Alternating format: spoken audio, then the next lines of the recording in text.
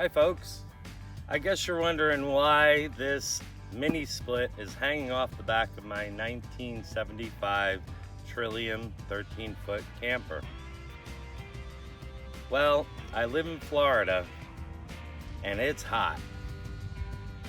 So I decided I needed something efficient and versatile. So I purchased the Fogatti InstaCool Go and I installed it in my Trillium. And today I'm going to show you how I installed it. The mini split has a plug down here that drains water out of the rear unit. It also has these stabilizer rubber grommets that are nice and thick. And these are the brackets that came with the model. They have heavy duty rubber on the inside here. And it has a handle that makes it easy to lift and maneuver. In a lot of installations, you could just install it and remove it. I permanently installed it by taking out the jalousie pane here, cutting this hard plastic board, and sealing it with Gorilla Glue caulk. This is the access for the cooling tubes and the electric to the back unit. They go in here conveniently and into the inside unit, which I'll show you now.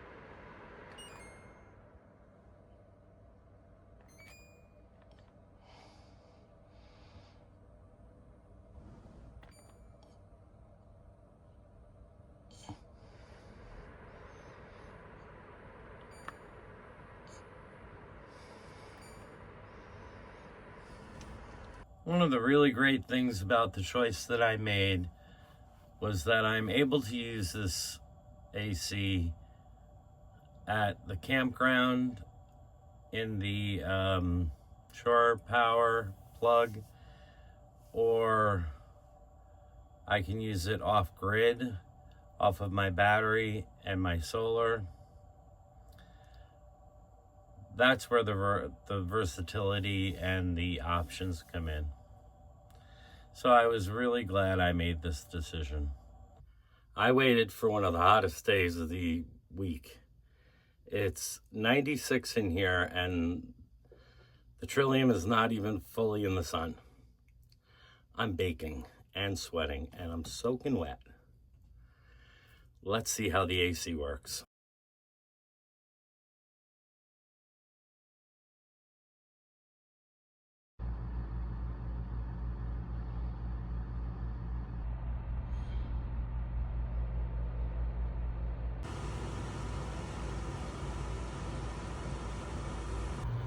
When I turn off the AC and turn it back on, it will give me usually the temperature inside.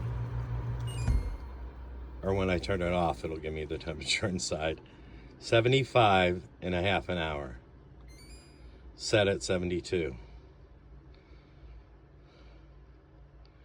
So I just turned it back on.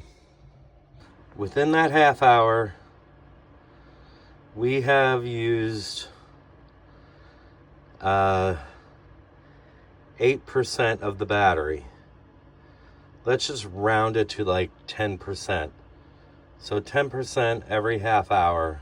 So 10% per half hour is going to give us about 5 hours of runtime.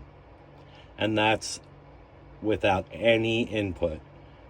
No solar panels out, no nothing, no shore power, nothing coming in, only going out.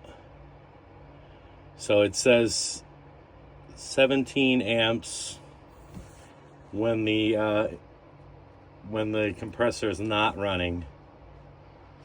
And in a minute, the compressor will start back up, and I'll show you how much power it's using for that. It says 235 watts, but it goes up when the compressor comes on. Compressor has not come on yet, so hold on.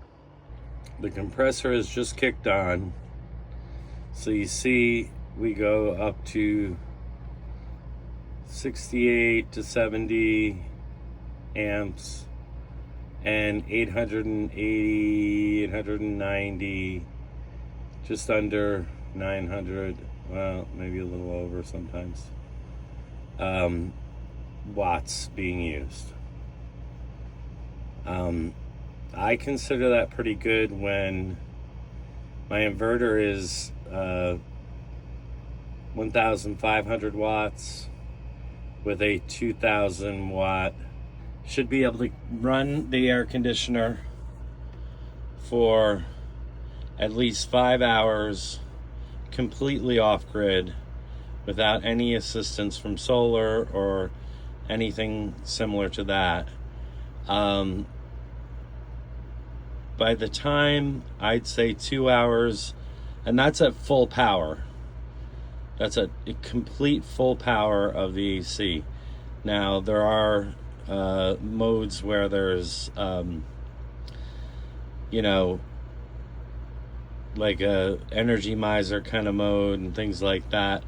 And that would be used during the evening probably. And it cools off way faster during the evening, not in the middle of the day like this. But it's all good. I think 5 hours is great for no input at all. When it's really needed, I would have my solar panels hooked up and be bringing in 200 watts to help offset, and so that would hopefully make it last. I'm gonna estimate like almost half as long, half more as long.